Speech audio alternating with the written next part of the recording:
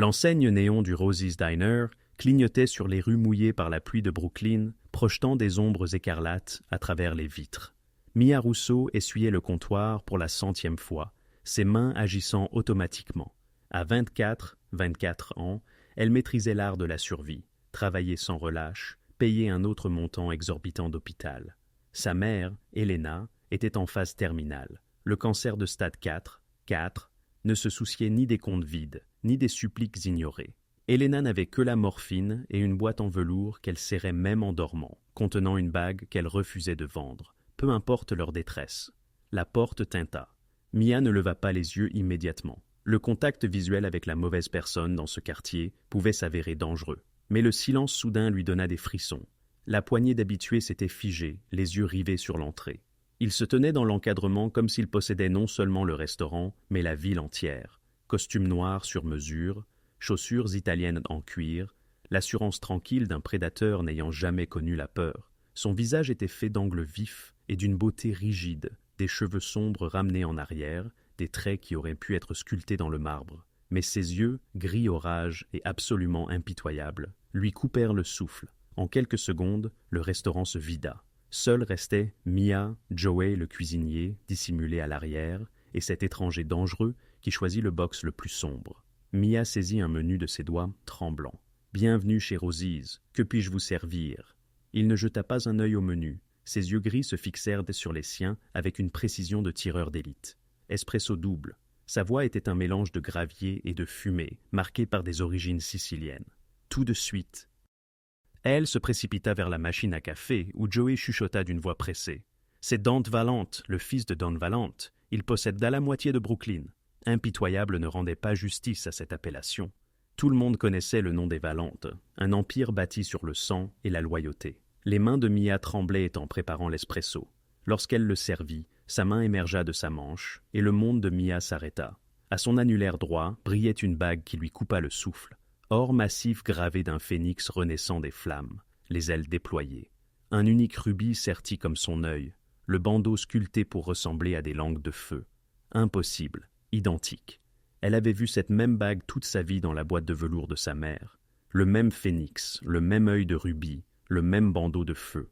Elena avait dit que c'était une pièce unique, donnée par le grand-père de Mia sur son lit de mort. « Garde-la précieusement », chuchotait Elena. « C'est une preuve de ce qui a été volé. » Les mots s'échappèrent avant que Mia ne puisse les retenir. « Ma mère possède une bague exactement comme la vôtre. » Dante Valente se figea. Il déposa lentement la tasse, ses yeux glacials se levant, le dédain désinvolte ayant disparu, remplacé par une concentration mortelle. « Répétez cela », ordonna-t-il, sa voix dangereusement basse. L'instinct de survie de Mia lui criait « Fuis !» Mais l'image d'Elena serrant cette bague identique la retint sur place. La bague, le phénix avec l'œil de rubis. Ma mère en a la même, exactement la même. Quelque chose d'indéchiffrable traversa son visage. Il examina la bague comme s'il la voyait pour la première fois. Impossible. Cette bague est dans la famille Valente depuis trois générations. Il n'y en a qu'une. Il n'y en a toujours eu qu'une. Mais ce n'est pas le cas, insista Mia désespérément. Je l'ai vue toute ma vie. Alors votre mère est soit une menteuse, soit une voleuse. Dante se pencha en avant, la température baissant, car la seule façon pour qu'elle ait cette bague était qu'elle soit celle volée à ma famille, il y a 30 ans. Et dans ma famille, nous nous occupons des voleurs de manière très spécifique. La menace flottait dans l'air, mortelle. Mia retrouva sa voix et sa force. Elle n'est pas une voleuse. Dante se leva, sortant des billets de 100 $, plus que ce qu'elle gagnait en une semaine, pour le café. Son sourire était assez tranchant pour couper. Dites à votre mère que les Valente récupèrent toujours ce qui leur appartient. Toujours. Il se dirigea vers la porte, mais la fureur de Mia éclata. Elle n'est pas une voleuse. Il marqua une pause sans se retourner, puis, prouvez-le, 48 heures. La porte se referma. Le tintement de la cloche sonna comme un glas. Mia resta figée, sachant que sa simple observation avait mis en mouvement quelque chose de catastrophique. Le trajet jusqu'à l'hôpital fut un flou. Elena semblait chaque jour plus petite, sa peau translucide sur des os d'oiseau, mais ses yeux restaient vifs lorsqu'ils s'ouvraient. « Maman, j'ai besoin de la vérité sur la bague. » Le corps d'Elena se raidit. Le moniteur s'affola. « Qu'est-ce qui s'est passé ?» Je l'ai vue, la même bague à la main de Dante Valence. La couleur quitta le visage d'Helena. Valente, Sainte Vierge, ils nous ont trouvés. Maman, s'il te plaît. La boîte de dépôt, First National, boîte 237, 237. La poigne d'Helena serrée malgré sa faiblesse. Mais écoute, ton père n'était pas un voleur. La bague était son droit d'aînesse, volé avant ta naissance. Je ne comprends pas. Ton père n'était pas seulement Marco Russo. Les larmes d'Helena coulèrent. Il était Marco Valentini, le neveu du vieux Don. Le monde de Mia s'effondra. Son doux père, né dans la mafia. Il est tombé amoureux de moi, une personne sans importance. Sa famille l'a interdit. Helena sourit à travers ses larmes. Mais Marco m'a choisi, a tout quitté, a changé de nom, a pris un travail dans la construction, nous a construit une petite vie. La bague lui a été donnée pour son 18e anniversaire, symbole de la lignée Valente, preuve d'ascendance. Quand il est parti, il l'a emporté. La famille a considéré cela comme un vol. Giovanni Valente a juré que Marco mourrait. Les pièces du puzzle s'assemblèrent douloureusement. Ils ont attendu 16 ans, l'ont laissé se construire une vie, puis l'ont tué. Giovanni est patient, cruel. Il voulait que Marco souffre d'abord, qu'il ait quelque chose de précieux, puis qu'il perde tout. Helena sanglota. L'accident était un meurtre, un message. 48, heure était devenue 46. Et la vie de Mia ne serait plus jamais la même. Trois jours plus tard, le nom arriva, crypté, de Geneviève Adler, l'avocate de Dante. Owen Callaway ne signifiait rien pour Dante. Il chercha dans les bases de données de Valente Holdings.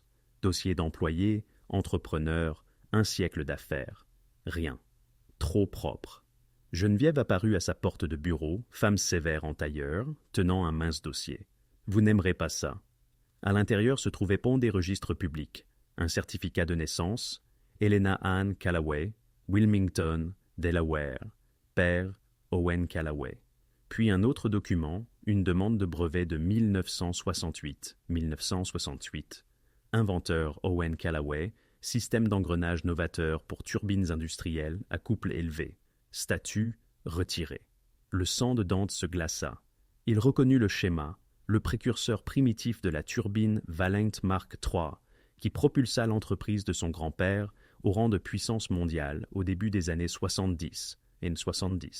Il était crédité uniquement à William Valente.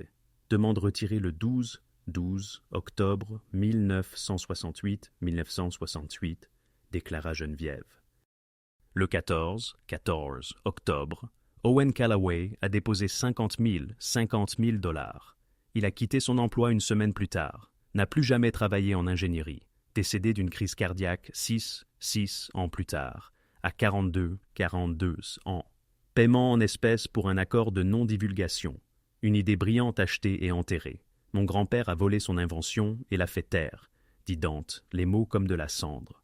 Les 50 000 étaient probablement des honoraires de consultant pour maintenir la légalité. Pas de preuves écrites. Votre grand-père était méticuleux. Et la bague, c'est étrange. Geneviève fit glisser un autre document, un bijoutier qui avait acheté des actifs de Dubois Atelier. Des registres anciens, mais des grands livres méticuleux. En 1922, Alaric Valente commanda deux bagues sigillères du phénix identiques. Il paya pour les deux. Une note de l'artisan dans la marge, dont elle fit glisser une traduction. Une pour le bâtisseur, une pour le rêveur, qu'ils volent ensemble. Deux bagues. Le mythe familial était vrai. Donc Callaway ne l'a pas volée, murmura Dante. Quelqu'un la lui a donnée. Mais qui? Pourquoi? L'énigme ne concernait plus une serveuse. Elle concernait le fondement même de sa famille, bâti non pas sur la résilience, mais sur des mensonges. Il devait lui parler à nouveau. Mia essuyait le comptoir quand Dante apparut dans l'embrasure de la porte, les lumières de la ville le découpant dans l'obscurité. « Mademoiselle Rousseau, je dois vous parler. » Dehors, l'air frais de la nuit. La rue bruissait des sons de la ville, un contraste saisissant avec le silence tendu entre eux. « Votre grand-père, Owen Callaway. » Ce n'était pas une question. Mia tressaillit. « Comment? Oui, quoi de cela? » Ingénieur a déposé un brevet en 1968 pour un système d'engrenage de turbine. Mon grand-père a lancé une turbine basée sur une conception identique, a fait la fortune de ma famille. Callaway a retiré le brevet, a accepté l'argent. L'esprit de Mia devint vide. Sa mère n'avait jamais parlé du travail d'Owen, seulement de sa tristesse. « Je n'en sais rien. Je pense que si. Ou votre mère. » La voix de Dante s'aiguisa. « Il ne s'agit pas d'une bague volée, il s'agit d'un chantage. Vous utilisez cette vieille histoire pour obtenir de l'argent pour des factures médicales. » L'accusation était si cruelle qu'elle lui coupa le souffle. Des larmes de rage montèrent. « Comment osez-vous? Ma mère est en train de mourir. Vous pensez que c'est une question d'argent? Il s'agit d'honneur. L'honneur d'un homme que votre famille, vous l'admettez, a probablement volé. » Pour la première fois, Dante parut décontenancé.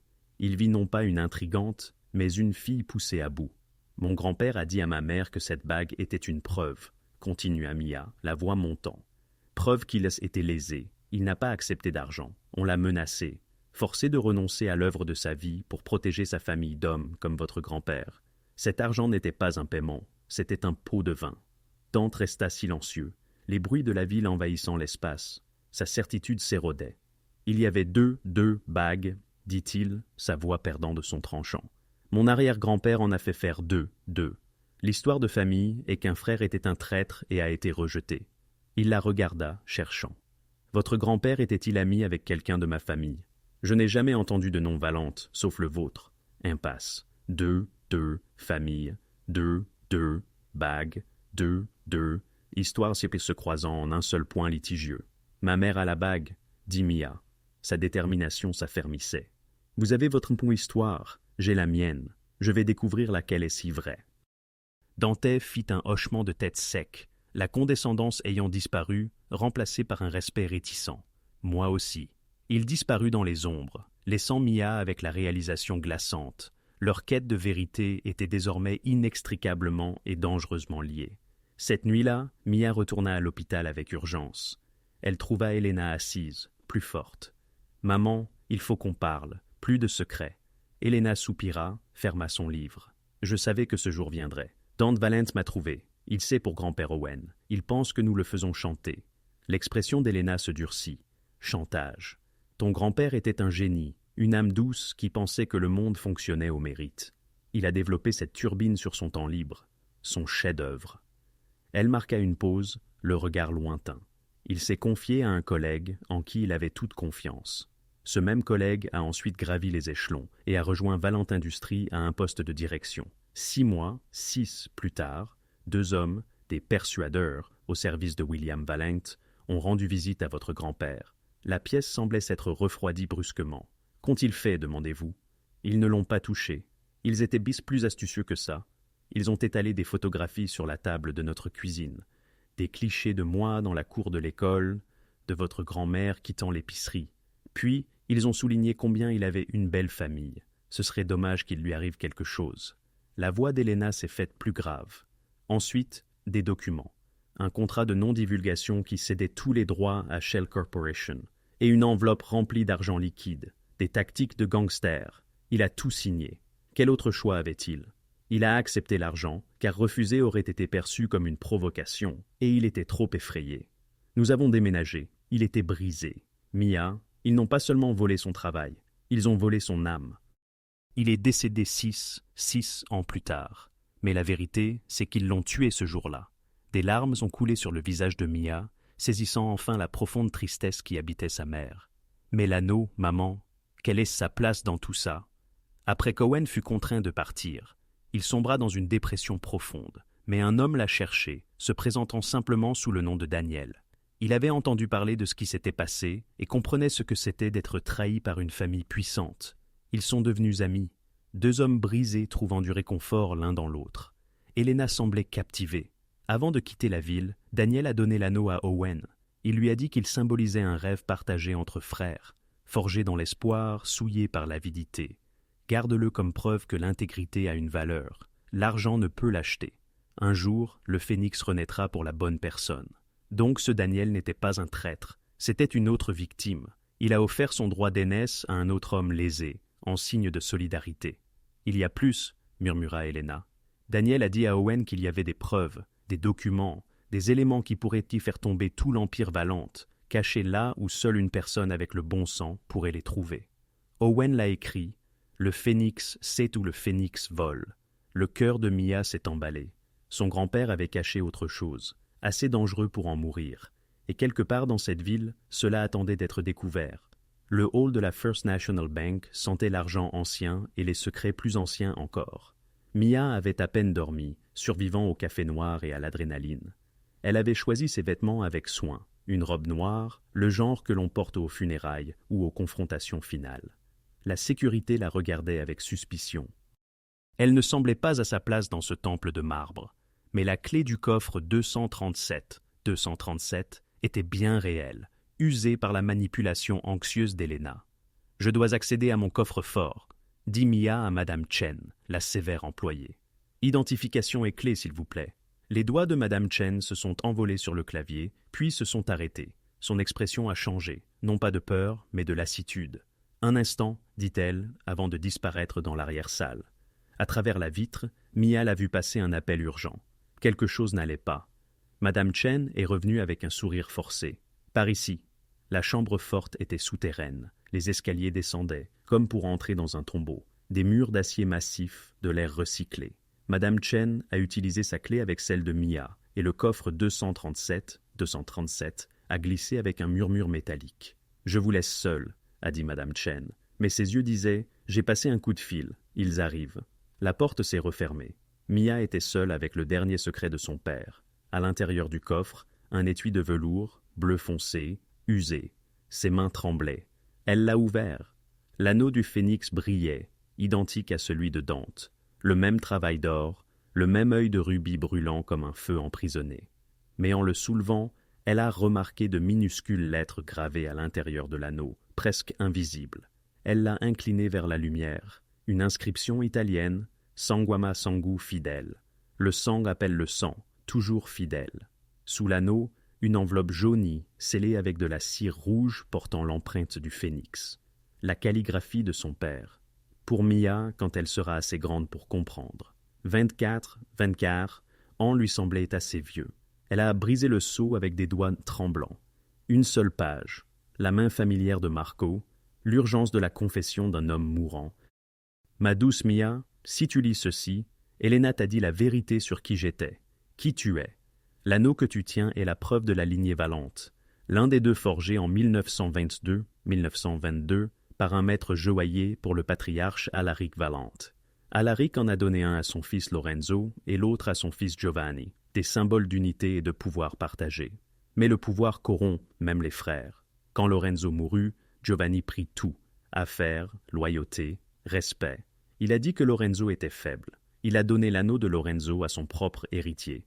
Il a effacé Lorenzo de l'histoire familiale et a essayé de m'effacer moi. Cet anneau est le jumeau de celui que porte l'héritier de Giovanni. Il prouve que la lignée Valente s'est divisée, qu'il y avait deux héritiers. Je l'ai pris quand je suis parti car c'était la preuve que j'existais. La preuve que mon père existait. La preuve que la prétention de Giovanni au pouvoir absolu était un mensonge. Je connais Giovanni. Il attendra. Il planifiera sa frappe pour qu'elle apporte le maximum de souffrance. Si je suis mort, il a gagné. Mais toi, ma fille, tu portes les deux lignées. Tu es le pont que personne n'a vu venir. Il y a plus. Un autre secret que Giovanni a tué pour protéger. J'ai trouvé des preuves qui pourraient défaire tomber tout l'Empire Valente. Je les ai cachées là où seule une personne de mon sang pourrait les trouver. Le phénix sait où le phénix vole. Fais attention à qui tu fais confiance. Les Valentes se dévorent entre eux, ton père qui t'aimait plus que la vie. Marco. Mia l'a lu trois fois, le cœur battant. Son père avait caché autre chose, quelque chose de dangereux. Des pas ont retenti dans le couloir, multiples, lourds, déterminés. Mia a fourré la lettre dans son sac à main, a fermé l'anneau dans son poing. La porte s'est ouverte. Dante Valente se tenait là, flanqué de deux hommes costauds en costume coûteux. Derrière eux, Madame Chen planait nerveusement. « Je pensais vous épargner le déplacement, » dit Dante, sa voix de soie cachant le fer. « Donnez-moi l'anneau, Mia. C'est une banque, il y a des caméras, des témoins. Les caméras sont éteintes, les témoins sont payés. » Dante est entré dans la petite pièce. Les murs semblaient se resserrer. « Vous êtes à court de temps, donnez-moi l'anneau. » Les doigts de Mia se sont resserrés. La lettre de mon père dit que cet anneau appartenait à Lorenzo Valente, que je suis une Valente, que vous le reconnaissiez ou non. Quelque chose a vacillé dans les yeux de Dunster. Vous avez lu sa confession. J'ai lu sa vérité. Lorenzo Valente a eu un fils. Marco était votre cousin, ce qui fait de moi. Dante a coupé court, une incertitude dans sa voix maintenant. La famille l'est plus que le sang, c'est la loyauté. Votre père a trahi cela. Giovanni a trahi Lorenzo. Il a effacé son propre neveu de l'histoire. Assez. La main de Dante s'est tendue, saisissant son poignet. Non violemment, mais avec une autorité absolue. Sa peau chaude contre la sienne. Ils se sont figés tous les deux au contact, leurs yeux verrouillés, d'un gris orageux et turbulent, cherchant l'anneau maintenant. Non.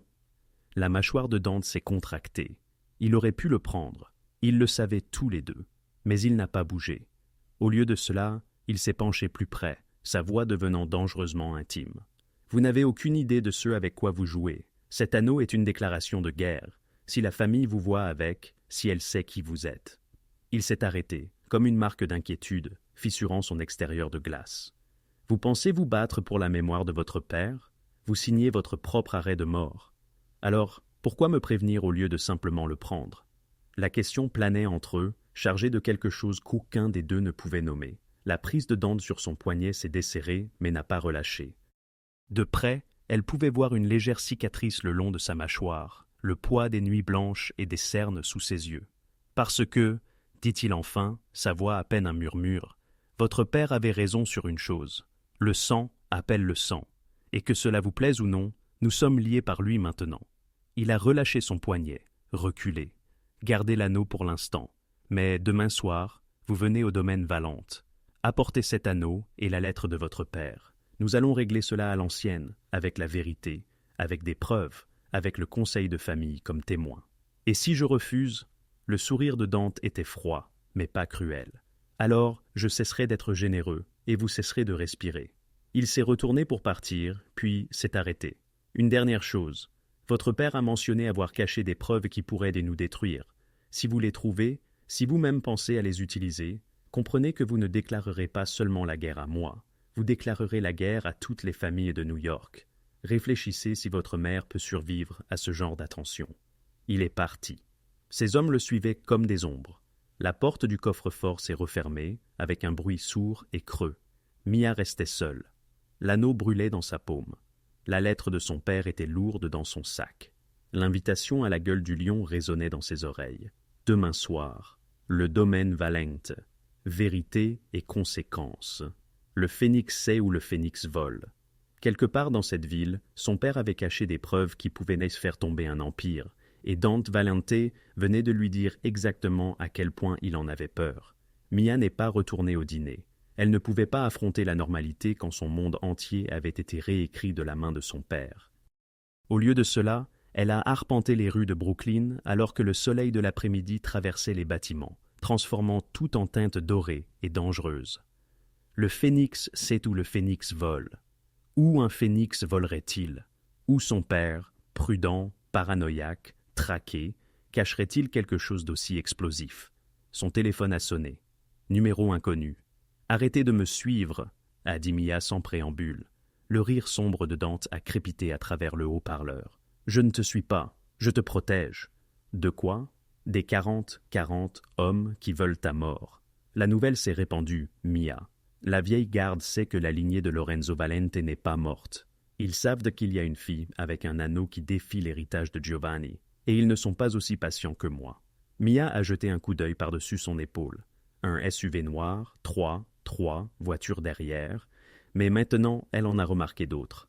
Une berline aux vitres teintées, une moto au coin de la rue, trop de coïncidences. Vous vous servez de moi comme appât. Je te garde en vie assez longtemps pour obtenir des réponses. Il a marqué une pause. Où vas-tu? Je ne sais pas encore. Menteuse, tu résous l'énigme de ton père. Il l'a dit comme s'il avait, lui aussi, réfléchi au problème. Marco était un ouvrier du bâtiment après avoir quitté la famille. Il a travaillé pour les frères Castiano pendant 15 ans. Ils ont construit la moitié de Brooklyn, y compris l'ancien siège des Valente, a conclu Mia. Les pièces s'assemblaient. Avant que votre famille ne déménage au domaine, vous opériez depuis un bâtiment à Red Hook. Papa a aidé à le construire. Ce bâtiment est abandonné depuis des années, condamné. La voix de Dante est devenue aiguë, empreinte d'avertissement. Ne fais pas ça, Mia. N'y va pas seul. Ce n'est pas sûr. Pourquoi? Qu'y a-t-il là-bas?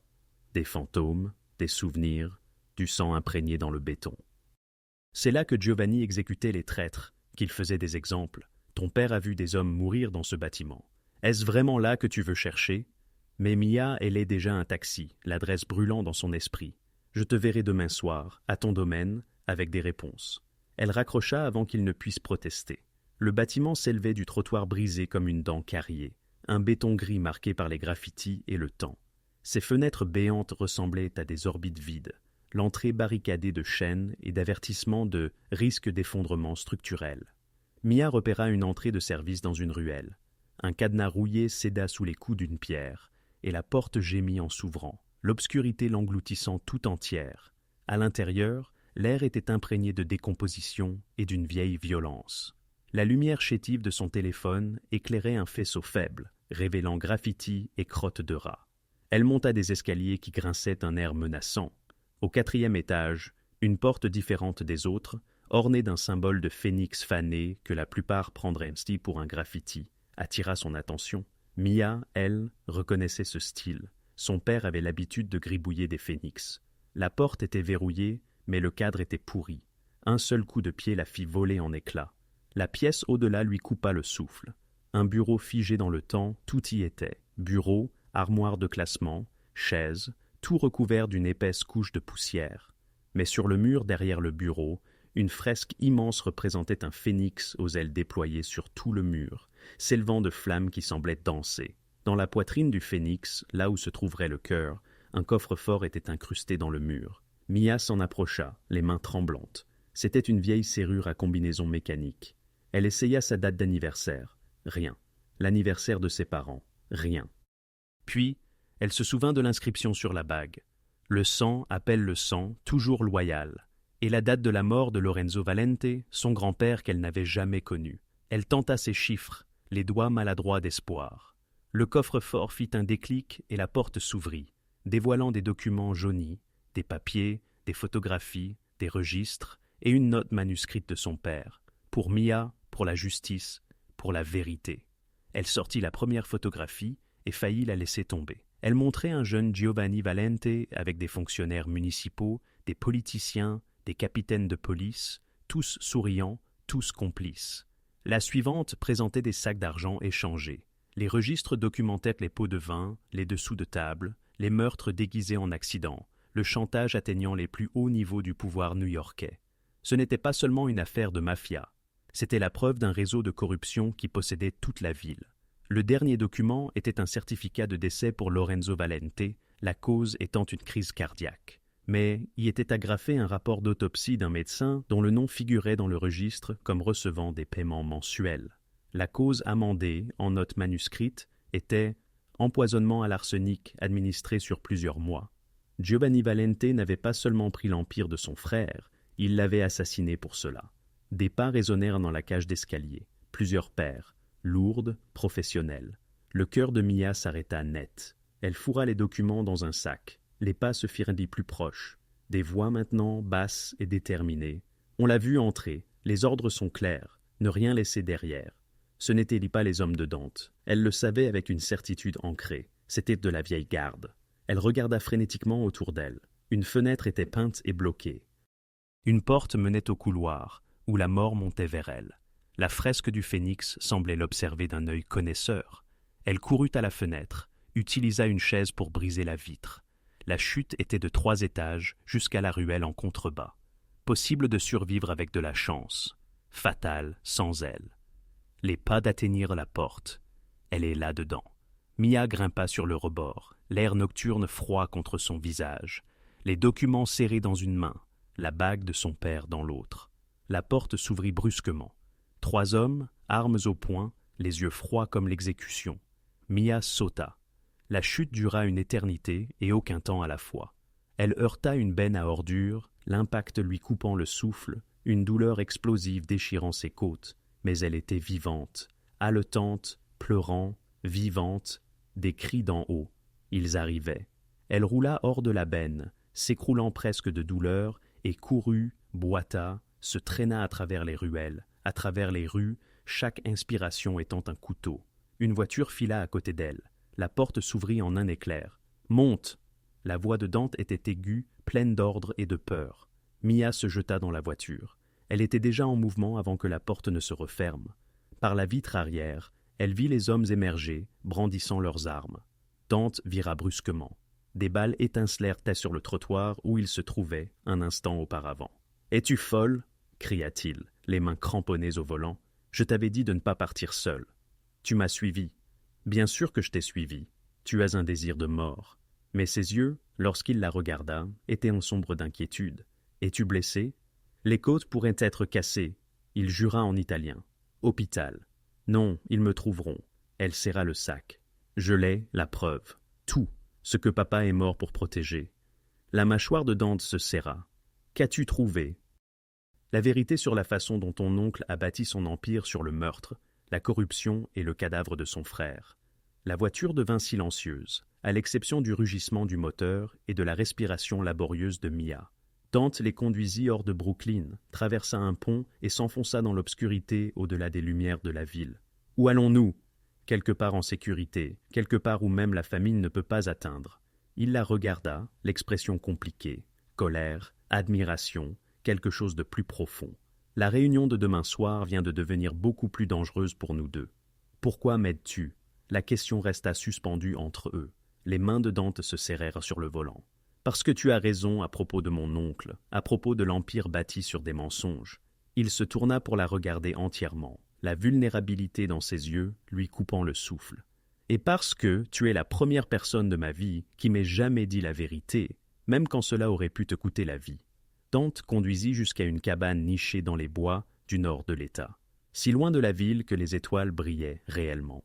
Rustique mais confortable, elle murmurait des secrets et de la solitude. « C'est ici que je viens quand j'ai besoin de réfléchir », dit Dante, les dents à sortir de la voiture, la main sur son coude, doux, attentif à ses blessures. Personne ne le sait, pas même mes hommes les plus proches.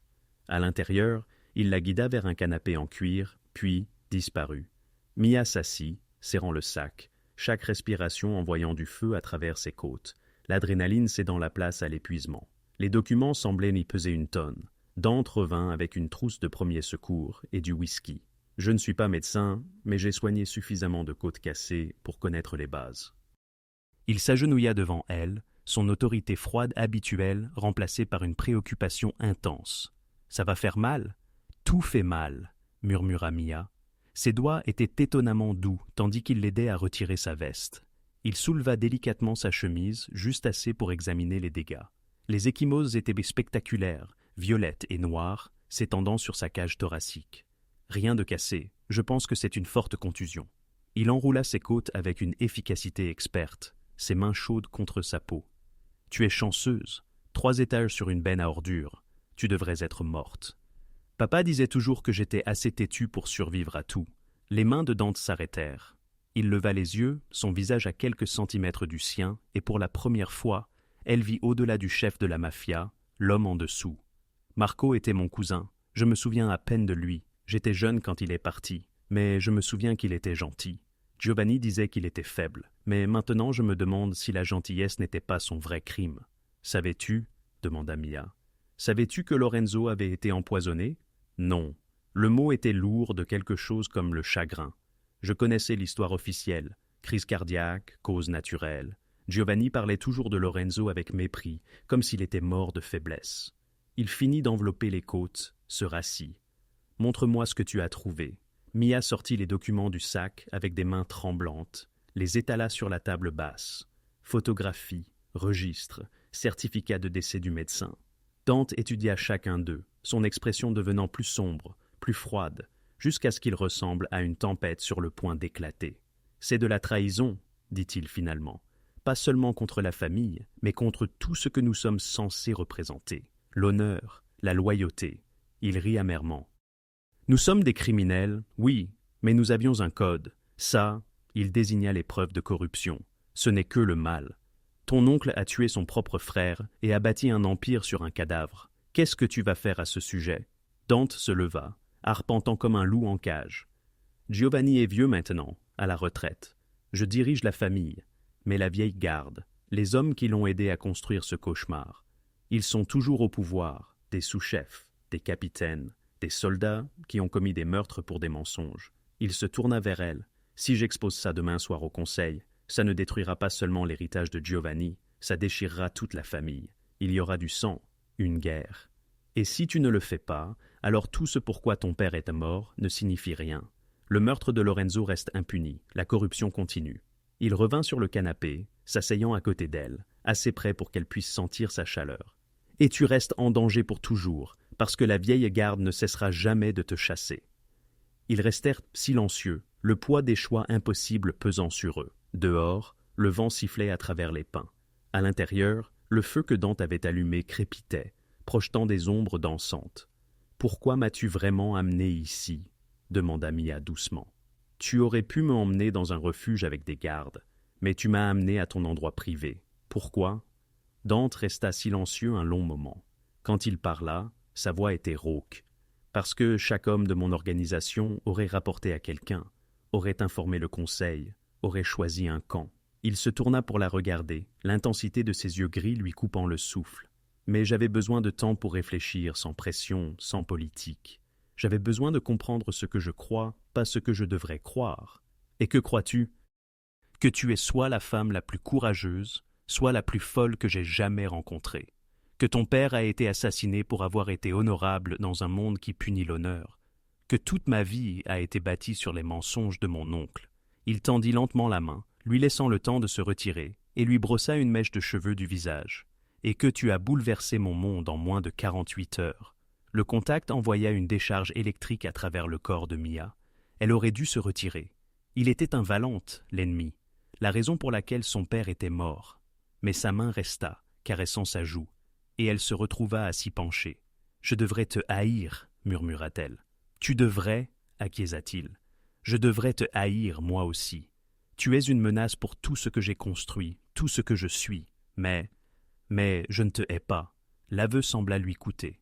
À partir du moment où tu t'es tenu dans ce restaurant et que tu as défendu l'honneur de ton père, alors que tu aurais dû être terrifié.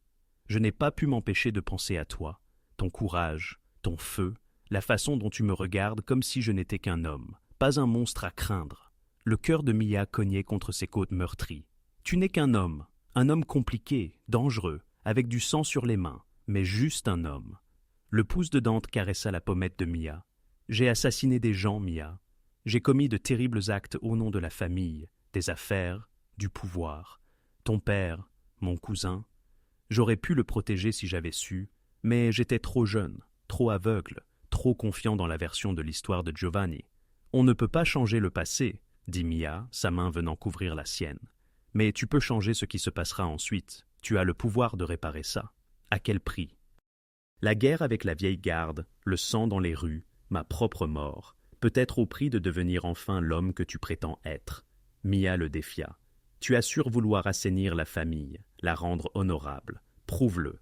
Tiens-toi du côté de la vérité, même quand c'est difficile, surtout quand c'est difficile. Ils étaient si proches, respirant le même air. L'espace entre eux était chargé de tout ce qu'ils ne pouvaient exprimer.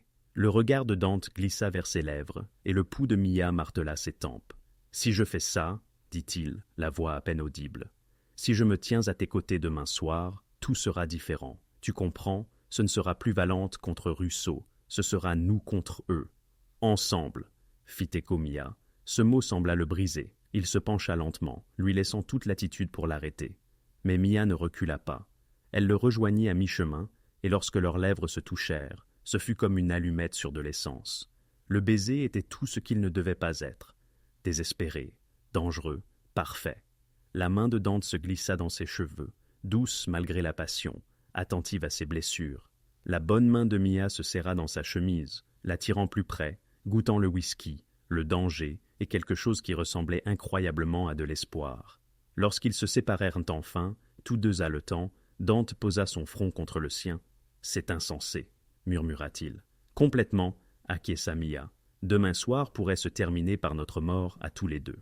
Je sais, et je vais quand même le faire. Je vais me tenir à tes côtés, présenter ses preuves, et laisser la famille brûler s'il le faut. » Il encadra son visage de ses deux mains. « Parce que tu as raison.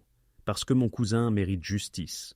Parce que Lorenzo mérite la vérité. Et parce que je suis fatigué d'être le monstre que tout le monde attend que je sois. » Ils passèrent la nuit à discuter, à planifier, à se préparer pour la bataille imminente. Dante lui décrivit la structure familiale, qui les soutiendrait, qui s'y opposerait. Mia étudia les documents, mémorisant les détails, bâtissant leur dossier. Alors que l'aube se levait, peignant la cabine de nuances dorées, ils se tenaient ensemble à la fenêtre, observant le lever du soleil. « Quoi qu'il arrive ce soir, » dit Dante en prenant sa main, « sache que tu m'as changé. En 2 jours, tu m'as fait tout remettre en question, me battre pour quelque chose de réel. » Elle serra sa main, sentant le métal froid de l'anneau du phénix contre sa peau. « Nous allons gagner. Nous avons la vérité, et la vérité est une arme qu'ils ne peuvent te combattre. J'espère que tu as raison, dit-il, son expression grave. Mais si les choses tournent mal, si nous semblons perdre, tu cours, tu prends ces documents et tu disparais. Je ne te laisserai pas, murmura-t-elle, mais il l'interrompit. Promets-moi, Mia, l'un de nous doit survivre pour raconter cette histoire. Elle voulut argumenter, mais vit la peur sous sa force. Pas la peur pour lui-même, mais la peur pour elle. Je promets, murmura-t-elle. Dante hocha la tête, puis la serra dans ses bras, attentif à ses côtes, la retint tandis que le soleil montait plus haut. Ce soir, ils pénétreraient dans la gueule du lion. Ce soir, ils affronteraient les monstres qui avaient assassiné leur père. Ce soir, le phénix s'élèverait de ses cendres ou brûlerait entièrement. Le domaine Valente s'étendait sur 20 acres le long de la côte de Long Island, une forteresse déguisée en élégance, des murs imposants, des gardes armés à chaque entrée, des caméras ne laissant rien échapper. Mia s'était habillée avec soin, une robe noire, l'anneau de son père sur une chaîne autour du cou, dissimulé par le tissu, dans son sac, suffisamment de preuves pour anéantir un empire. Dante était parti avant l'aube pour préparer l'opération, positionner ses alliés, préparer le champ de bataille. Il l'avait embrassée avant de partir, un baiser dur et désespéré, comme un soldat partant à la guerre. Maintenant, alors que sa voiture revenait la chercher, Mia sentait le poids de ce qu'ils étaient sur le point d'accomplir. À l'intérieur de ce domaine se trouvaient des hommes qui avaient tué pour moins que ce dont elle allait les accuser. Le chauffeur croisa son regard dans le rétroviseur. Le patron vous dit que le phénix renaîtra à minuit. Minuit. La réunion du conseil débutait à 8 heures. 4 heures pour présenter leur dossier, assister à la déchirure de la famille, survivre ou mourir en essayant. La maison principale du domaine était un monument à l'argent ensanglanté. Des sols en marbre étincelants, des lustres en cristal scintillant, des œuvres d'art valant des millions sur des murs ayant été témoins de meurtres. Le personnel se déplaçait comme des fantômes, le regard baissé. Dante la rejoignit dans le hall d'entrée, resplendissant dans un costume noir qui le faisait ressembler au prince des ténèbres. Mais ses yeux, lorsqu'ils rencontrèrent les siens, brillaient d'une chaleur inattendue. « Tu es venu » dit-il simplement. « Avais-tu des doutes » ? « J'espérais que non. J'espérais que tu choisirais la sécurité. » Il lui offrit son bras. « Mais je suis content que tu ne l'aies pas fait. » Il la guida à travers des couloirs tapissés de portraits des patriarches Valente, des hommes rudes aux regards encore plus durs. Près de la fin se trouvait Giovanni Valente, dans la fleur de l'âge. Mia s'arrêta, fixant le visage de l'homme qui avait ordonné le meurtre de son père. « Il est là, » dit Dante doucement. « Giovanni. Je n'ai pas pu le tenir à l'écart. C'est toujours sa maison, son conseil. Il est vieux, soi-disant à la retraite, mais la vieille garde lui obéit toujours. » Ils atteignirent de lourdes portes en chêne. Au-delà, elle entendit des voix, des hommes puissants, habitués à commander. Dante lui serra la main une fois. « Reste prêt. Ne parle que si l'on t'interroge directement, et si des coups de feu éclatent. Cours. » Les portes s'ouvrirent. La salle du conseil était exactement comme elle l'avait imaginé. Une longue table en bois sombre, des chaises à dossiers haut occupées par des hommes en costumes coûteux, l'air épais de fumée de cigares. À sa tête siégeait Giovanni Valente, ancien et desséché, mais dont les yeux restaient perçants comme ceux d'un prédateur. La conversation s'éteignit à l'entrée de Mia. 20 pères dieux la suivirent avec curiosité, suspicion, hostilité. « Messieurs, dit Dante, sa voix emplissant la pièce de son autorité, je vous remercie d'être venus. J'ai amené quelqu'un avec des informations pertinentes pour l'histoire et l'avenir de notre famille.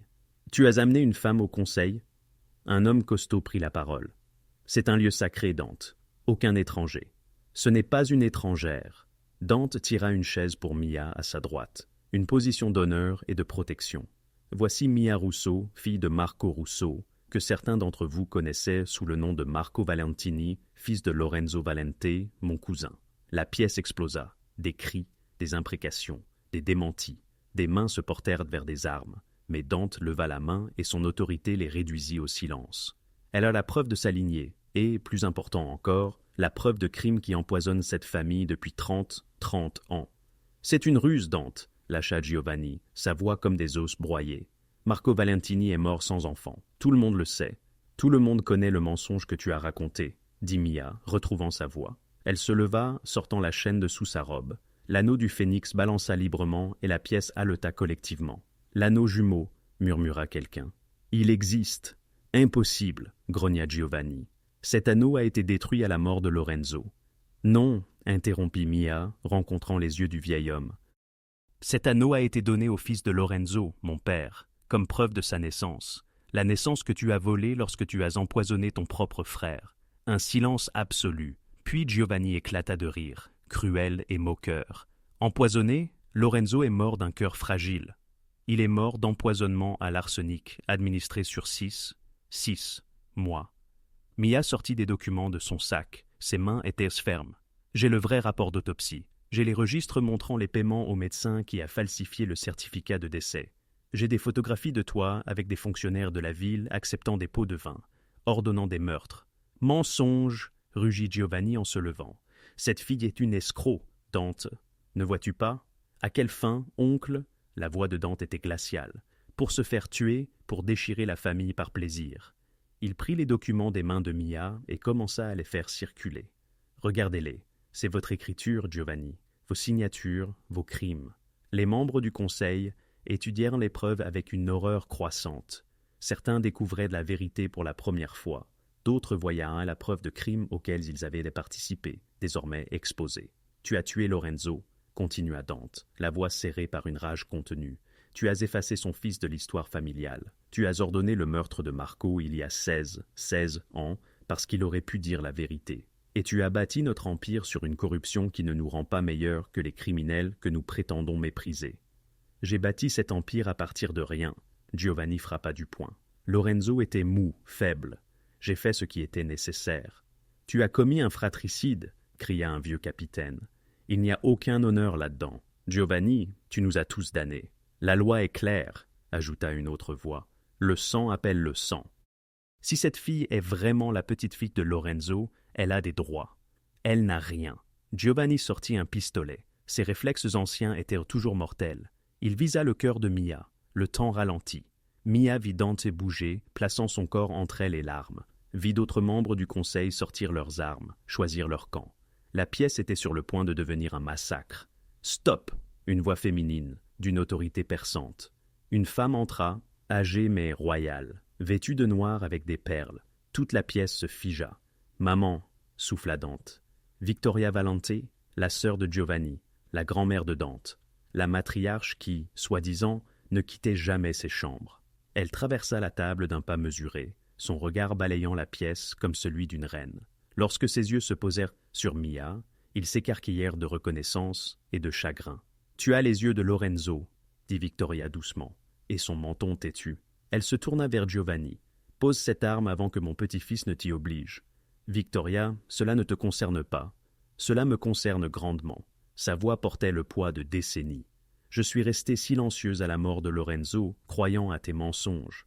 Je suis restée silencieuse lorsque tu as exilé son fils, croyant que c'était une affaire de famille. Mais je ne resterai pas silencieuse pendant que tu pointes une arme sur ma petite nièce. » Victoria sortit une photographie de sa poche et la posa sur la table. Elle montrait deux jeunes hommes, presque identiques, bras autour de l'autre, riant. Lorenzo et Giovanni avant que le pouvoir ne les corrompe. « J'étais là quand tu l'as empoisonné, » dit Victoria, chaque mot comme un couteau. « Je n'ai compris que des années plus tard. Le lent déclin, les symptômes, je t'ai confronté une fois et tu m'as menacé du même sort. » Des larmes coulaient sur ses joues. « J'ai vécu avec cette lâcheté pendant 30 ans, mais plus maintenant. » Face au conseil, elle se dressa, sa voix emplie d'une assurance nouvelle. Cette jeune femme a dit la vérité. Giovanni a orchestré l'assassinat de son propre frère, exilé son neveu et bâti notre empire sur un socle de mensonges et de sang. La question est limpide. Allons-nous perpétuer l'héritage d'un meurtrier ou allons-nous enfin opter pour l'honneur? Un silence de mort s'abattit. L'arme de Giovanni vacilla, puis s'abaissa. Il parut soudain vieilli, vidé, vaincu. « Dante, intervint Victoria, brisant le mutisme.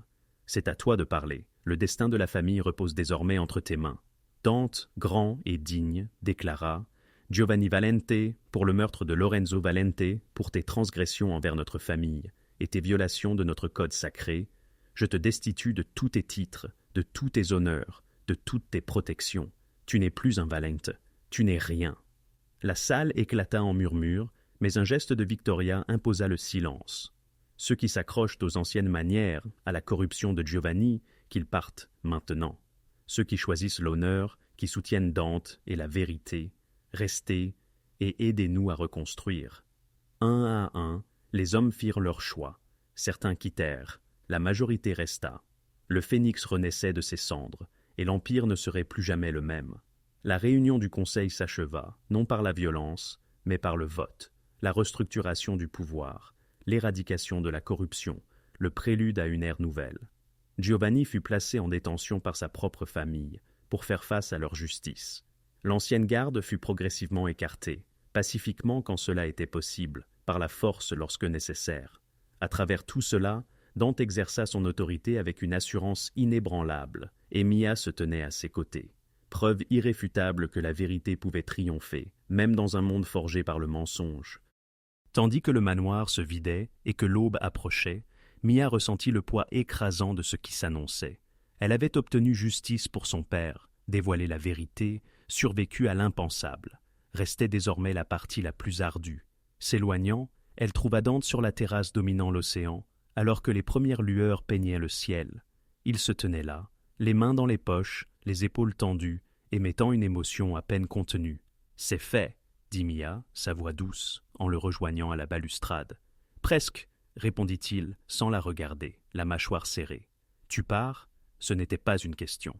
C'était le marché. Je récupère ma vie. Tu récupères ta famille. Nous obtenons tous les deux justice. Justice ! Il rit, d'un rire amer et brisé. Est-ce là ce que produit ce sentiment de vide, car j'ai davantage l'impression d'une perte. Dante, ne. Il se tourna enfin vers elle, l'angoisse dans les yeux, lui coupant le souffle. Ne rends pas les choses plus aisées. Ne sois ni compréhensive ni gentille. Laisse-moi simplement être en colère que tu t'en ailles après avoir mis mon monde sens dessus-dessous. Tu savais que cela devait se terminer ainsi. Je n'appartiens pas à ton monde, n'est-ce pas? Il s'approcha, l'intensité de sa présence presque physique. Tu as affronté les hommes les plus dangereux de New York sans sourciller. Tu as présenté des preuves qui auraient pu te coûter la vie, d'une main ferme. Tu as changé la trajectoire d'un empire criminel en 48 heures. Comment cela ne ferait-il pas partie de ce monde? Parce que je ne veux pas que ça le soit, la voix de Mia se brisa. Je ne veux pas passer mon existence à regarder par-dessus mon épaule, me demandant si aujourd'hui est le jour où quelqu'un décide que je suis une menace. Je ne veux pas te voir prendre des décisions impossibles, ordonner des choses terribles, porter le fardeau de tout ce sang. Je veux. Elle s'interrompit, les larmes menaçant de déborder. « Quoi? Dis-moi ce que tu désires, Mia. Je veux une vie normale, je veux achever mes études, obtenir un emploi qui n'implique ni balles ni trahison, et peut-être tomber amoureuse d'un homme simple. » Les mots expirèrent, tandis que l'expression de Dante se brisait. « Un homme simple ?» répéta-t-il doucement. « Quelqu'un qui n'est pas un criminel, quelqu'un qui n'a pas de sang sur les mains et la mort dans son ombre. » Il toucha son visage d'une infinie tendresse. « Quelqu'un qui n'est pas moi. Ce n'est pas si simple. C'est exactement si simple. » Son pouce effaça des larmes dont elle ignorait l'écoulement. « Je t'offre tout, ma protection, mes ressources, mon cœur. Mais je ne peux pas t'offrir la normalité, je ne peux t'offrir la sécurité. Et tu mérites les deux. Dante, je... » La voix de Mia se rompit complètement, car il avait raison. Car elle désirait la normalité, mais elle le désirait aussi, lui. Et ces deux aspirations étaient antinomiques. « Va, murmura-t-il, avant que je ne fasse quelque chose d'égoïste comme te supplier de rester. Je ne peux pas te quitter ainsi. Tu le peux, tu le feras. » Il tira quelque chose de sa poche, une clé. « Il y a un appartement à Manhattan, un penthouse entièrement payé à ton nom, un compte mis en place pour les soins médicaux de ta mère, pour tes études. Tout ce dont tu as besoin pour bâtir cette vie normale. » Mia dévisagea la clé, son cœur se déchirant. « C'est un adieu. C'est moi qui te libère, parce que je t'aime trop pour t'emprisonner dans mon monde. » L'aveu flotta entre eux, brutal et dévastateur. « Je t'aime depuis que tu t'es tenu dans ce restaurant et que tu as défendu l'honneur de ton père. Je t'ai aimé à travers chaque acte dangereux, insensé, courageux que tu as accompli. Et parce que je t'aime, je te donne le choix que je n'ai jamais eu, le choix de t'en aller. » Les larmes s'écoulèrent désormais sans retenue. « Et si je ne veux pas partir? Alors je passerai chaque jour terrifié à l'idée que mon monde te détruise, que mes ennemis t'utilisent contre moi, que tu te réveilles un matin et réalises que tu es devenu quelque chose que tu n'as jamais voulu être. » Il l'embrassa sur le front, s'attardant, mémorisant. « Je ne te ferai jamais cela, Missora. Je ne te verrai pas perdre ta lumière à cause de moi. Alors, c'est ça. On fait comme si. On fait comme si les 2 derniers jours n'avaient pas existé. » Non. Dante la serra contre lui, et elle sentit son cœur battre furieusement contre le sien. « Nous nous en souviendrons, nous les porterons en nous. Et peut-être, sa voix s'érailla d'émotion, peut-être qu'un jour, si tu as bâti cette vie normale et que tu désires toujours quelque chose de plus, tu sauras où me trouver. » Ils restèrent enlacés, tandis que le soleil se levait pleinement, peignant le monde d'or et de possibilités. Mia l'inspira, la richesse de son parfum, le danger qu'il incarnait, et l'homme qui se cachait derrière tout cela. Elle mémorisa la sensation de ses bras, le battement régulier de son cœur, la façon dont il la tenait, comme si elle était à la fois précieuse et fragile. « Je devrais te haïr, » murmura-t-elle contre son torse. « Je sais. Je devrais être soulagée de fuir ce monde. Tu devrais. Mais tout ce que je ressens, c'est un vide. » Ses bras se resserrèrent. « Moi aussi, Amor, moi aussi. » Ils se séparèrent lentement, à contre-cœur, comme des continents qui s'éloignent. Dante plaça la clé dans sa main, ses doigts s'attardant sur les siens. « Prends soin de toi, Mia Russo, construis quelque chose de beau, sois heureuse. » Son sourire était une pure dévastation. « Et ne regarde pas en arrière. » Mia voulut discuter, se battre, refuser cette fin, mais elle vit la détermination dans ses yeux, le sacrifice qu'il faisait par amour pour elle. Et peut-être que c'était ça l'amour. Laissez partir quelqu'un, même si cela vous brisait le cœur. « Adieu, Dante, » murmura-t-elle. Elle s'éloigna sans se retourner, même si chaque pas lui donnait l'impression de mourir. Elle monta dans la voiture qu'il avait arrangée, donna au chauffeur l'adresse de l'hôpital de sa mère et ne se laissa pas pleurer avant que le domaine ne disparaisse de sa vue. Alors, elle s'effondra complètement. 3 mois, plus tard, Mia transféra Elena dans une clinique privée, offrant les meilleurs soins possibles. La santé d'Elena se stabilisa, les traitements opérant de petits miracles. Mia s'inscrivit à l'université Columbia, étudiant le commerce avec l'ambition de bâtir une entreprise légitime, irréprochable. Le penthouse que Dante lui avait offert était magnifique, avec des fenêtres allant du sol au plafond, donnant sur Central Park. Un mobilier de bon goût, tout ce qu'elle pensait désirer. Mais c'était un vide. Elle croisait son nom parfois dans les journaux. Dante Valente restructure les affaires familiales. Valente Holdings entre dans la légalité. Il y parvenait. Tout ce pourquoi il s'était rebattu, il le concrétisait. Mais les articles ne montraient plus jamais sa photo, comme s'il évitait délibérément les projecteurs, évitant qu'elle ne revoie son visage et ne se souvienne. Mia se jeta corps et âme dans ses études, dans les soins d'Elena, dans la construction de cette vie normale. Elle sortait avec des camarades de classe, de gentils garçons aux mains propres et aux rêves simples. Elle souriait, elle riait. Elle prétendait que son cœur n'était pas enterré dans un manoir de Long Island. Puis, une nuit, Elena appela avec une urgence inhabituelle. « Quelqu'un est là pour te voir dans le jardin. » Le cœur de Mia fit un bond. « Qui ? Va voir par toi-même, ma chérie. » Le jardin de la clinique était splendide en cette soirée d'automne, les feuilles tombant comme une pluie dorée. Et là, sur un banc sous un érable, était assise une silhouette drapée dans un manteau élégant. Ce n'était pas Dante, c'était Victoria Valente. « Madame Valente !» dit Mia, la surprise et la déception se mêlant dans sa poitrine. « Que faites-vous ici ? Assieds-toi, mon enfant. » Victoria tapota le banc. « Nous devons parler de mon petit-fils obstiné. » Mia s'assit, perplexe. « Il va bien ? Physiquement, oui, pour tout le reste. » Le sourire de Victoria était empreint de tristesse. Il s'éteint à petit feu. « Mia, il gère l'entreprise avec brio. Il transforme la famille, honore la mémoire de Lorenzo, rend tout légitime, exactement comme tu le voulais. Mais il est vide, un fantôme qui agit machinalement. Je ne comprends pas pourquoi vous me dites cela. Parce que lui ne le fera pas. Parce qu'il est trop noble, trop altruiste pour admettre que te laisser partir l'a anéanti. » Victoria prit la main de Mia. « Il pense te protéger en restant éloigné. Mais dis-moi, mon enfant, te sens-tu protégé ou as-tu l'impression qu'il te manque la moitié de ton âme ?» La question frappa comme un coup physique. Mia avait passé 3 mois, à essayer de se convaincre qu'elle était heureuse, que c'était ce qu'elle désirait. Mais la vérité était qu'elle se sentait exactement comme Victoria l'avait décrit, vide, incomplète, menant une existence qui lui semblait empruntée. « Peu importe ce que je ressens, » dit Mia. « Je n'appartiens pas à ce monde. »« Quel monde ?» contesta Victoria. « Le monde des affaires légitimes, car c'est ce que nous sommes désormais. Grâce à toi, la famille Valente est devenue respectable. Des opérations légales, des fondations caritatives, un pouvoir légitime. Tu nous as transformés, Mia. Tu as fait de nous quelque chose de digne. Mais c'est toujours dangereux. La vie est dangereuse. L'amour est dangereux. Le bonheur est dangereux parce que nous pouvons le perdre. » Victoria serra sa main. « J'ai aimé profondément mon mari.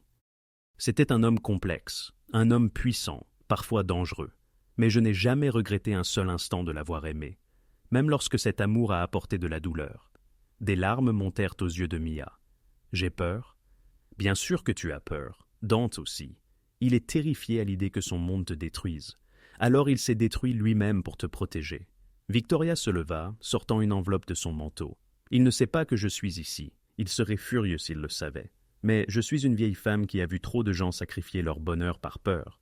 Ne fais pas la même erreur, mon enfant. » Elle pressa l'enveloppe dans les mains de Mia. « Voici une adresse. Il est là ce soir, seul, essayant de noyer le souvenir de toi dans l'alcool. Ce que tu fais de cette information est ton choix. Mais choisis avec prudence, car cette décision définira le reste de ta vie. » Victoria s'éloigna, laissant Mia seule avec l'enveloppe et une décision déchirante.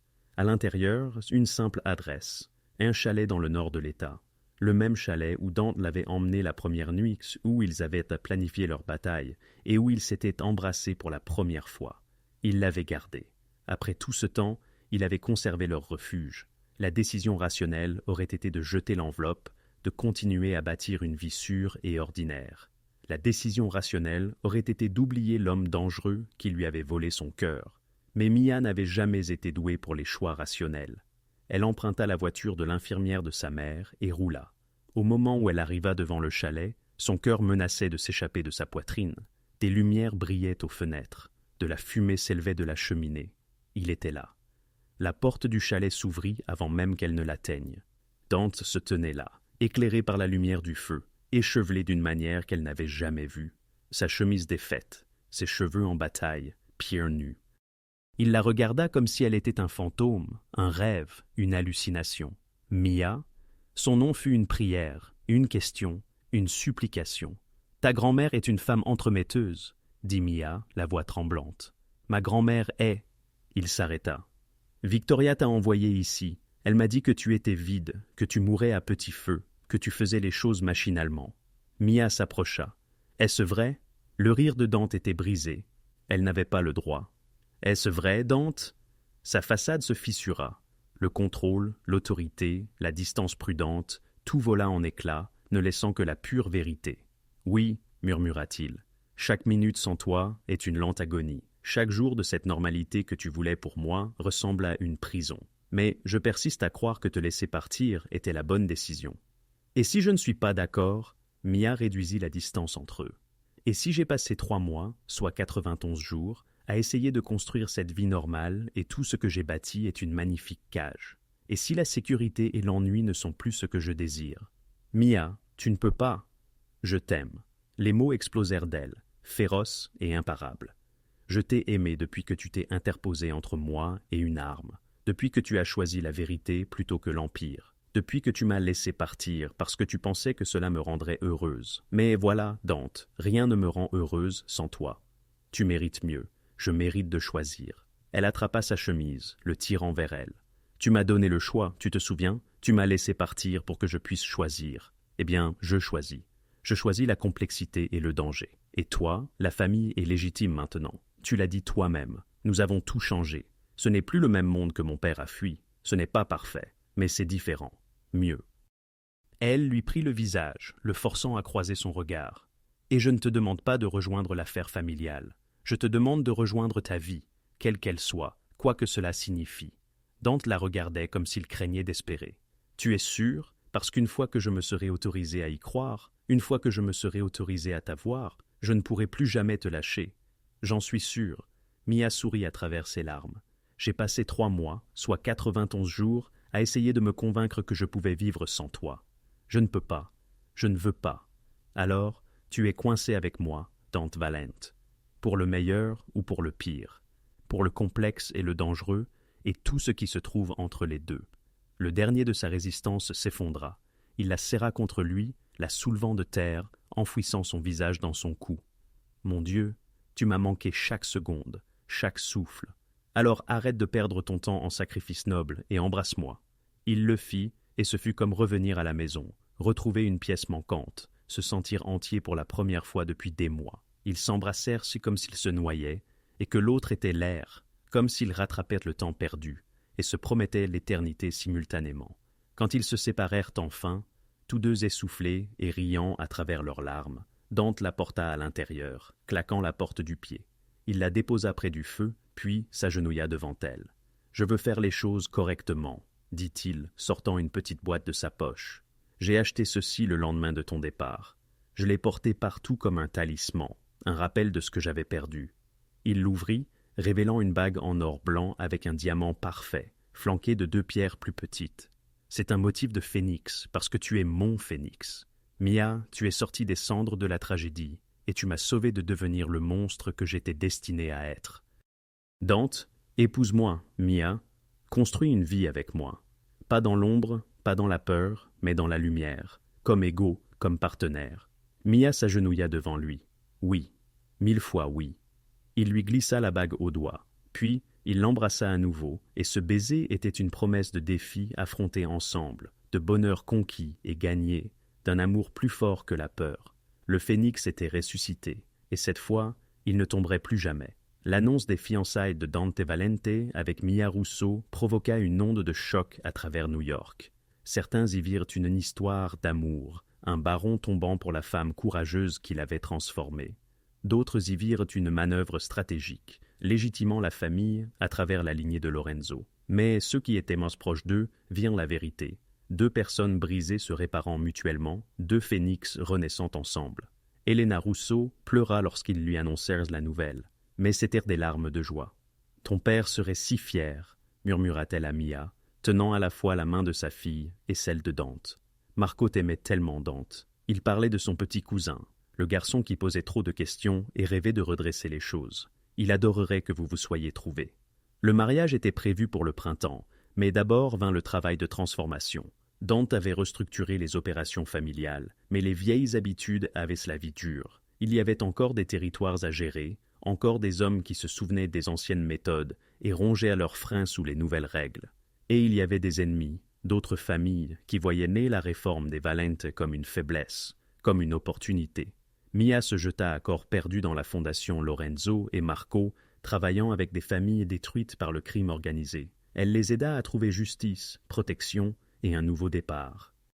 Et lentement, elle commença à comprendre le monde de son père, non pas la violence, mais la complexité.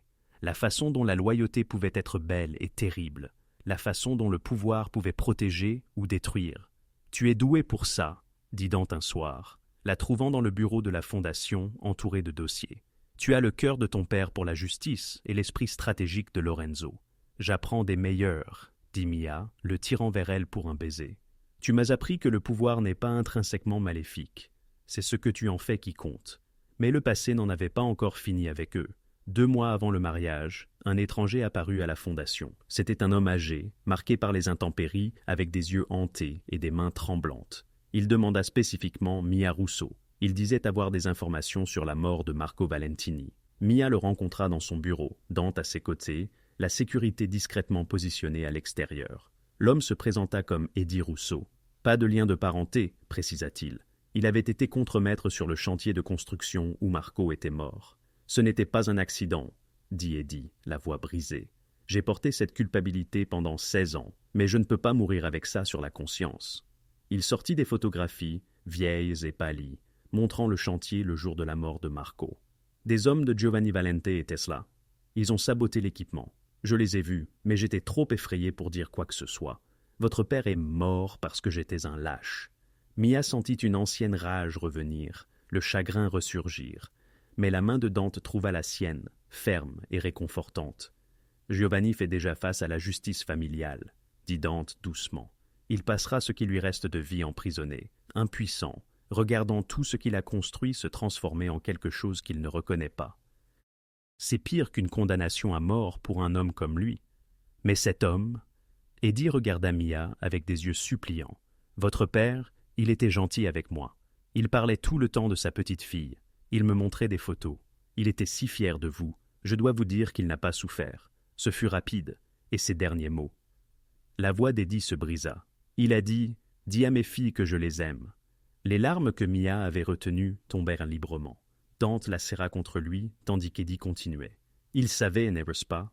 murmura Mia. « Papa savait qu'il viendrait le chercher. C'est pourquoi il a écrit cette lettre, cacher des preuves. Il savait. Il a choisi d'y faire face plutôt que de fuir. Il a choisi de vous protéger, toi et ta mère, plutôt que de se sauver, dit Dante. C'était le genre d'homme qu'il était, le genre de Valente qu'il était. Eddie leur donna tout, son témoignage, d'autres photographies, des documents qui complétèrent les dernières pièces du puzzle. Avec ces preuves combinées à ce que Mia avait trouvé, le dossier contre Giovanni était irréfutable. Alors qu'Eddie partait, Mia sentit quelque chose changer en elle. La quête de justice qui l'avait animée pendant des mois était terminée. Giovanni paierait. La vérité était connue. Le nom de son père était blanchi. Il restait maintenant le travail plus difficile, construire l'avenir, et non plus seulement venger le passé. « Je dois faire quelque chose », dit Mia cette nuit-là, allongée dans les bras de Dante dans le penthouse. « Pour papa, quelque chose de plus que la justice. »« À quoi penses-tu ? Une bourse d'études pour les enfants de travailleurs de la construction, surtout ceux qui ont perdu leurs parents dans des accidents de travail. » Elle se tourna pour lui faire face. « Au nom de Marco Russo, que son héritage soit l'éducation, l'opportunité, une chance de construire quelque chose de meilleur. » Dante sourit, et c'était un sourire sincère. Elle adorait celui-là, qui le faisait paraître jeune et plein d'espoir. « C'est parfait. Nous le financerons par la fondation. Faisons-le assez grand pour aider des centaines d'enfants. Et je veux étendre le travail de la fondation, pas seulement aux familles touchées par la criminalité, mais à quiconque est piégé par les circonstances, par des systèmes conçus pour les maintenir à terre. Je veux donner aux gens le même choix que tu m'as donné, le choix de construire une vie différente. Tu vas changer le monde, n'est-ce pas ? Dante le dit avec émerveillement, avec fierté. Nous allons le changer, corrigea Mia. Ensemble, le défi suivant vint d'une source inattendue. Lors d'une réunion du leadership familial restructuré, un des jeunes capitaines, un homme nommé Tony, qui avait soutenu leur réforme, posa la question que les autres se posaient. « Qu'en est-il de la succession ?» demanda Tony prudemment. « Je n'essaie pas de causer des problèmes, mais la famille a besoin de savoir. Si quelque chose t'arrive, Dante, à Dieu ne plaise, qui dirige ? Notre famille n'est plus la même, et les coutumes ancestrales pourraient bien ne plus convenir, » avait souligné Mia. C'était une interrogation légitime. La tradition aurait voulu que la succession revienne au plus proche parent masculin de Dante, mais celui-ci n'avait ni frère, ni fils. Ses cousins étaient soit trop jeunes, soit avaient opté pour une vie civile. La succession échoua à celui ou celle qui est le mieux à même de diriger, affirma Dante avec conviction. Le genre, la lignée sanguine, ces vieux préjugés prennent fin avec nous. Le prochain leader sera choisi pour son caractère, sa vision, son engagement envers la nouvelle voie de notre famille. Son regard se posa sur Mia, et elle devina ses pensées avant même qu'il ne les exprime. Si Mia choisit de diriger à mes côtés aujourd'hui, et après moi demain, alors c'est elle qui dirigera. La petite fille de Lorenzo, la fille de Marco. Il n'existe pas de lignée Valente plus pure. Personne n'a plus de droit qu'elle. La pièce fut plongée dans un tumulte de discussions. Certains adhérèrent immédiatement à cette idée, d'autres auront besoin d'être convaincus. Mais Victoria, présente en tant que matriarche de la famille, leva la main, instaurant le silence. « Dans le vieux pays, déclara-t-elle, sa voix empreinte d'autorité, nous avions des reines autant que des rois. Les dirigeants étaient choisis pour leur sagesse, pas seulement pour la tradition. Si Dante estime Mia digne, et je constate qu'elle l'est, alors quiconque s'oppose à elle s'oppose à moi. » Son regard balaya la pièce, bravant toute contestation. Le vote, une fois lancé, fut unanime. Mia fut reconnue non seulement comme la fiancée de Dante, mais aussi comme co-dirigeante de la famille Valente transformée. C'était à la fois terrifiant et exaltant. Cette nuit-là, allongée, les yeux ouverts tandis que Dante dormait, Mia songea au chemin parcouru, de simple serveuse à partenaire d'un ancien chef de la pègre reconverti, co-dirigeante d'un empire familial, championne des oubliés et des déchus. Son père aurait été stupéfait, ou peut-être pas. Peut-être Marco avait-il toujours su que sa fille recelait cette force intérieure. Elle sortit l'anneau du phénix, l'anneau de son père, à présent le sien de droit, et l'examina au clair de lune. L'œil de rubis de l'oiseau semblait lui faire un clin d'œil, à la fois complice et fier. « Nous l'avons fait, papa, » murmura-t-elle. « Nous avons tout changé, exactement comme tu l'espérais. » Le lendemain apporterait son lot de nouveaux défis, des ennemis à affronter, des réformes à mettre en œuvre, une famille à guider vers un avenir incertain. Mais cette nuit, Mia Russo, Mia Valentini, bientôt, se sentait en paix. Le phénix avait ressuscité, l'empire était transformé, et l'amour avait triomphé de la peur. Les fondations étaient posées. Maintenant, place à l'édification. Le printemps fit son apparition à New York comme une promesse tenue, peignant la ville de fleurs, d'or et de possibilités. Mia se tenait devant le miroir en pied de sa suite au Plaza Hotel, reconnaissant à peine la femme qu'elle y voyait. Sa robe de mariée, d'une simplicité élégante, était en soie blanche, fluide comme de l'eau, avec des manches en dentelle qui murmuraient délicatement sur sa peau. Mais ce sont ses yeux qui avaient le plus changé. Ne plus étant hanté par la douleur et la crainte, il brillait maintenant d'un éclat empli de détermination et de joie. « Tu ressembles à une reine » s'écria Helena depuis son fauteuil roulant, les larmes coulant sur ses joues. Sa santé s'était considérablement améliorée grâce à des soins appropriés, lui donnant la force d'assister à ce jour. Marco serait empli de fierté. « J'aurais tant souhaité qu'il soit là » murmura Mia. « Il est là, bébé. À chaque instant, il est là » répondit Helena. Victoria entra, majestueuse dans sa robe argentée, portant une boîte en velours. Quelque chose d'ancien de notre famille. Elle l'ouvrit pour révéler un diadème orné de diamants, ayant appartenu à l'arrière-arrière-grand-mère de Dante. « Tu es une Valente maintenant, avant même les vœux. Porte-le avec honneur. » Alors que Victoria posait le diadème sur la tête de Mia, quelqu'un frappa à la porte. Helena, en fauteuil roulant, alla ouvrir et Mia l'entendit s'écrier « Est-ce... puis-je » Une voix d'homme, rocailleuse d'émotion, se fit entendre. Mia se retourna pour découvrir un inconnu dans l'embrasure de la porte, âgé, distingué, avec des yeux qui reflétèrent les siens. Il était flanqué de gardes de sécurité, mais son attention était entièrement portée sur elle. « Qui ?» commença Mia. « C'est Antonio Valentini » expliqua Victoria doucement. « Le jeune frère de Lorenzo, ton grand-oncle.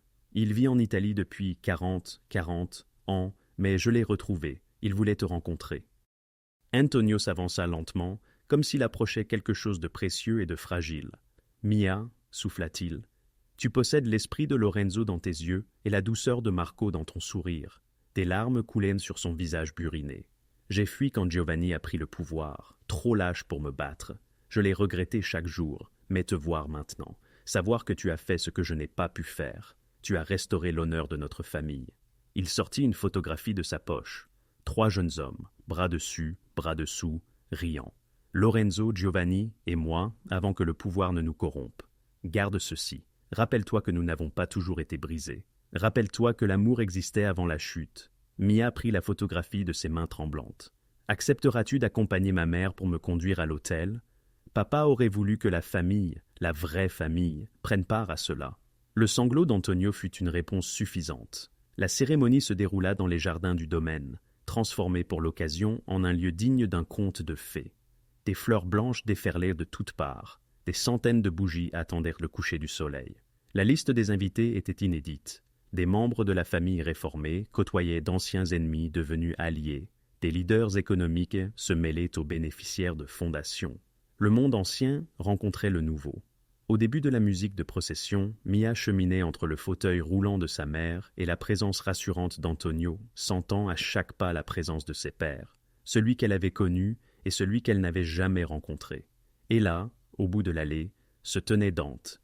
Il était éblouissant dans son smoking noir, mais c'est son expression qui lui coupa le souffle, un pur amour, de l'émerveillement et une sorte de révérence. Tandis qu'Antonio plaçait la main de Mia dans celle de Dante, il murmura « Protège-la comme Lorenzo aurait dû être protégé. Aime-la comme Marco l'a aimée. Construis quelque chose de digne. Je le ferai, jura Dante, de ma vie entière. » La cérémonie fut à la fois traditionnelle et révolutionnaire. Ils prononcèrent des vœux qu'ils avaient réécrits eux-mêmes, promettant non seulement amour et fidélité, mais aussi partenariat et transformation, dévouement à la justice, engagement à bâtir un héritage digne de ceux qui l'avaient perdus. Je jure d'honorer le sacrifice de ton père en étant l'homme digne de l'amour de sa fille, dit Dante, sa voix ferme malgré l'émotion. Je jure de bâtir avec toi un empire de lumière où nos enfants connaîtront l'honneur plutôt que la peur, l'amour plutôt que le pouvoir, la vérité plutôt que les mensonges. Mia répondit, je jure de rester à tes côtés dans chaque bataille, de partager chaque fardeau, de célébrer chaque victoire. Je jure de me souvenir d'où nous venons tout en construisant notre avenir. Et je jure de t'aimer, toi, le complexe, le dangereux, le parfait, chaque jour pour le reste de nos vies. Lorsque l'officiant les déclara mariés, leur baiser fut témoigné par une famille qui transcendait les clivages entre l'ancien et le nouveau, le criminel et le légitime, le passé et l'avenir. Et à cet instant précis, la transformation était achevée. La réception fut exubérante. Les discours alternaient entre sincérité et hilarité. Ils dansèrent leur première valse sur une mélodie évoquant la renaissance des cendres. Et Mia, la tête sur la poitrine de Dante, sentait son cœur battre, régulier et puissant. « À quoi penses-tu » murmura-t-il. « Qu'on l'a fait. Malgré tout, la violence, la perte, la crainte. On l'a fait. On s'est trouvé. On a changé le monde. Ce n'est que le début, rectifia Dante. Ceci est la base. Maintenant commence le vrai travail. Élever des enfants dans ce monde. Guider la famille à travers des décennies de changement. Affronter tous les ennemis qui se présenteront. Qu'ils viennent, dit Mia avec ferveur. Nous sommes des phénix, tu te souviens? Nous nous élevons de nos cendres. Alors que la nuit s'épaississait, Mia se retrouva sur la terrasse avec Elena, observant la fête à travers les fenêtres. « Ton père m'est apparu en rêve la nuit dernière, » dit Elena doucement. « Il m'a demandé de te donner quelque chose. » Elle sortit de son sac une lettre ancienne, scellée de l'écriture de Marco, sa calligraphie familière. Il a écrit ça la semaine avant sa mort. Il m'a fait promettre de te la donner le jour de ton mariage. Les mains de Mia tremblèrent en l'ouvrant. « Ma très chère Mia, si tu lis ceci le jour de ton mariage, cela signifie que je ne suis plus là. Cela signifie que je n'ai pas pu te conduire à l'autel, menacer ton futur mari, pleurer comme un idiot pendant que ma petite fille devient une femme. Mais je sais aussi que si tu as trouvé quelqu'un digne du mariage, tu as trouvé quelqu'un d'extraordinaire. Parce que toi, ma chère fille, tu es extraordinaire, intelligente, féroce, compatissante, tout ce que j'espérais que tu serais. J'ai vécu 2 vies, l'une en tant que Marco Valentini, piégé dans un monde de violence, et l'autre en tant que Marco Russo, libre d'aimer ta mère et toi. La seconde vie fut plus courte, plus difficile, mais infiniment meilleure parce qu'elle était bâtie sur la vérité et l'amour. Quoi que tu choisisses, où que tu ailles, souviens-toi que tu es à la fois Valentini et Russo. Tu portes en toi la force d'une lignée puissante et le cœur de quelqu'un qui a choisi l'amour plutôt que le pouvoir. Cette combinaison te rend invincible. Bâtis quelque chose de beau, mon phénix. Relève-toi de toutes les cendres que la vie créera, et sache que je t'ai aimé au-delà de toute mesure, au-delà de la raison, au-delà de la mort elle-même. Ton père qui veillera toujours sur toi, Marco. Mia serra la lettre contre sa poitrine, les larmes coulant à flots. Elena enveloppa sa fille de ses bras. « Il savait, » murmura Mia, « il savait que je trouverais mon chemin jusqu'ici, que je prendrais tout ce qu'il m'avait donné et que je construirais quelque chose de digne. » Dante les rejoignit, devinant instinctivement que Mia avait besoin de lui. Il lut la lettre par-dessus son épaule, puis les serra toutes deux dans ses bras. « Nous le rendrons fier, » promit-il. « Chaque jour, chaque choix, chaque bataille, nous les rendrons tous fiers. » Alors que minuit approchait, Mia avait une dernière chose à accomplir. Elle rassembla la famille, Victoria, Antonio, les membres réformés, les bénéficiaires de la fondation.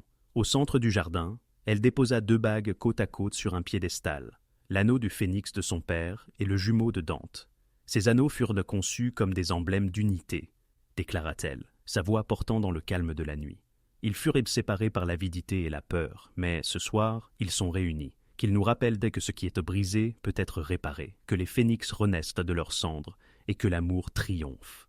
Elle prit l'anneau de son père et le glissa au doigt d'Antonio.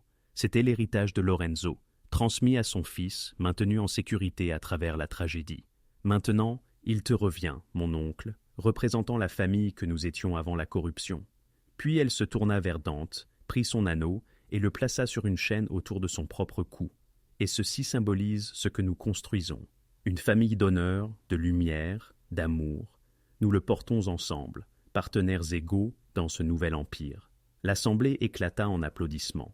Et tandis que les feux d'artifice explosaient au-dessus de leurs têtes, peignant la nuit d'or et d'argent, Mia et Dante se tenaient ensemble, les mains jointes, les visages levés vers la lumière. Ils avaient affronté la mort et la trahison. Ils avaient mis au jour des mensonges vieux d'un siècle. Ils avaient y transmué un empire criminel en une entité digne de respect. Contre toute attente, ils avaient découvert un amour qui allait marquer des générations. Le phénix avait ressurgi de ses cendres. L'empire était à nouveau debout. Et l'avenir, leur avenir, scintillait d'une promesse ardente. 5 ans plus tard, le gala annuel de la Fondation s'était imposé comme l'un des événements phares de New York.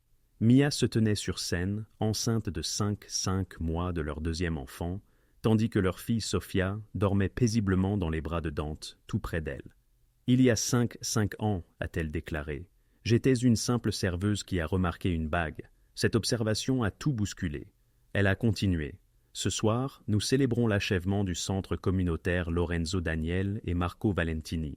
C'est un lieu où les familles pourront trouver aide, espoir et l'occasion de bâtir un avenir meilleur. Car voilà ce que font les phénix. Nous nous élevons, nous reconstruisons, nous nous souvenons et nous n'abandonnons jamais. » Les applaudissements ont retenti, puissants et prolongés. Tandis que Mia contemplait sa famille, son mari, sa fille, sa mère rayonnante de santé et de bonheur, ainsi que cette famille élargie d'âmes réhabilitées, les derniers des mots de son père lui sont revenus à l'esprit. Construit quelque chose de magnifique. Elle l'avait fait, ils l'avaient tous fait, et l'envol du phénix ne faisait que commencer. Si ce type de récit vous plaît, prenez un instant pour vous abonner à la chaîne. C'est ainsi que je saurai que vous avez véritablement apprécié. Même si vous regardez sur votre téléviseur, saisissez l'occasion de rejoindre cette communauté de passionnés d'histoire, riches en émotions et en sincérité. Votre soutien est capital et nous permet de vous offrir toujours plus de récits captivants, à l'image de celui-ci.